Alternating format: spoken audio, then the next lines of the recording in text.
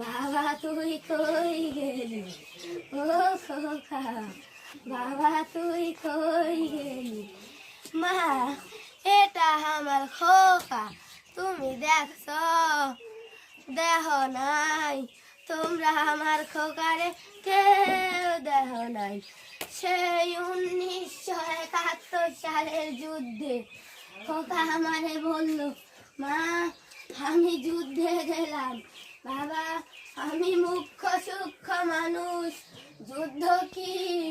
মা বলল, যুদ্ধ আমাদের দেশের অধিকার, তোমাদের মায়ের মাতৃভাষা।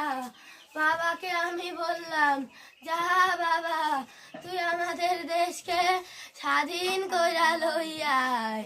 সেই যে আমার খোকা গেল, আর ফিরাইলো না, আর ফিরাইলো না।